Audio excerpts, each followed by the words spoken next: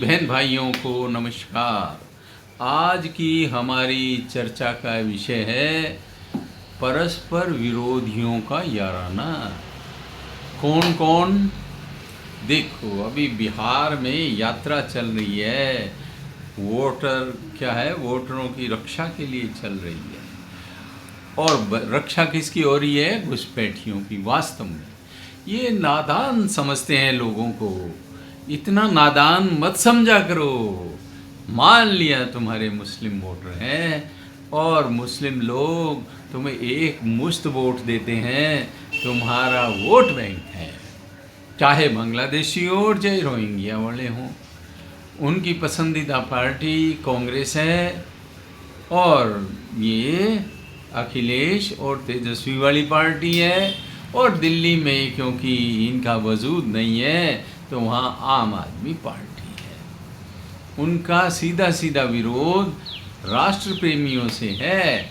जो राष्ट्र की बात करेगा, जो घुसपैठियों को निकालने की बात करेगा, वो उनका दोस्त कैसे हो सकता है? और उम्मा वाले सारे, फिर चाहे वो यहाँ वाले हो या वहाँ वाले हो, सब मिल जाते हैं। अभी क्या है कि मोदी जी को माँ की गाली निकाली गई है। कहाँ से? उस स्टेज से निकाली गई जहाँ तेजस्वी और हमारे राहुल जी बोलने वाले थे। अरे इसका मतलब मंच तुम्हारा, तो कोई ऐरा गैरा ऊपर चढ़ करके मोदी जी को माँ की गाली कैसे देगा? इसका मतलब गाली देने वाला आदमी तुम्हारा। तो इसका इल्ज़ाम किस पे लगेगा? तुम्हारे पे लगेगा, दोनों पे लगेगा।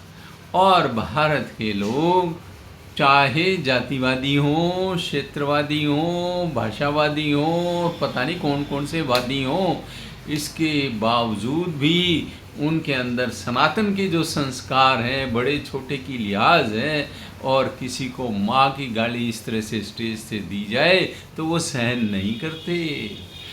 भाई बीजेपी वाले तो विरोध करेंगे ही, लेकिन भारत के सभी लोग विरोध करेंगे कि ऐसे गालीबाजी की ज़रूरत क्या थी।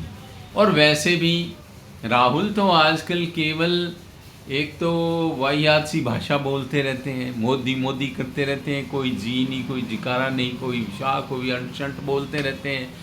और ये नहीं समझते कि तुम विकास की बात करो, तुम्हारा क्या एजेंडा है वो बताओ। अच्छा, फिर मज़ेदार बात देखिए, राहुल और तेजस्वी दोनों की नज़र है एक वोट बैंक पे।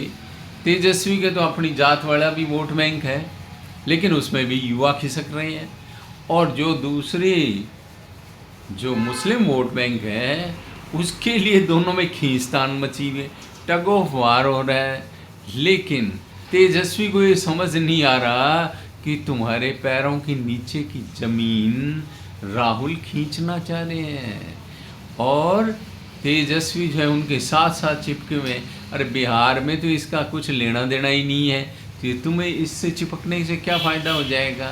हाँ, ये बात ज़रूर है कि यदि दोनों विरोध में आकर के लड़ेंगे तो 2-4% वोटों का कांग्रेस डेंट ज़रूर मार देगी।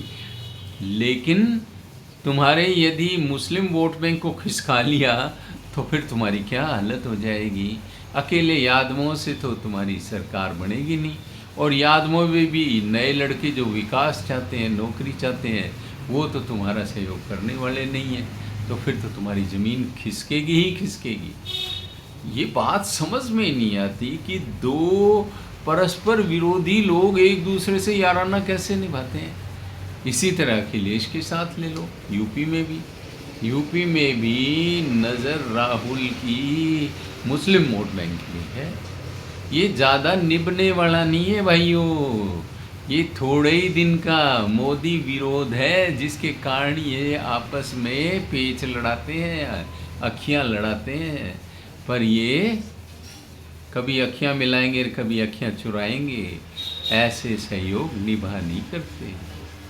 और फिर भी ये तो अखिलेश और तेजस्वी तो अपने पैरों पे कुल्हाड़ी मारने को हो रहे हैं, आत्मघाती काम कर रहे हैं। इस गालीबाजी से नुकसान तेजस्वी का भी हुआ है, चाहे वो कोई कांग्रेस समर्थक हो या तेजस्वी का आदमी हो। लेकिन ये संस्कारहीनता दिखाता है और ये दिखाता है कि तुम्हारे पास कोई राष्ट्रीय विकास या कोई राज्य के विकास के लिए कोई प्लान ऑफ एक्शन नहीं है। केवल गालीबाजी तू तड़ाक करके लोगों के वोट लेना चाह रहे हो और मूर्ख बना करके SIR का विरोध करो और वोट की रक्षा करने के लिए निकले हो, घुसपैठियों की रक्षा करने के लिए निकले हो।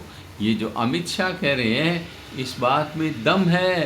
भारत के जितने भी पढ़े लिखे लोग हैं या जरा भी राजनीति को समझते हैं वो इस बात को समझते हैं कि याराना दो परस्पर विरोधी हितों का याराना है, ये ज़्यादा निभने वाला नहीं है भाइयों। आप लोगों ने सुना, आप लोगों को बहुत बहुत धन्यवाद। आप लाइक शेयर एंड सब्सक्राइब कर देना, कमेंट कर देना और आपको बार बार धन्यवाद।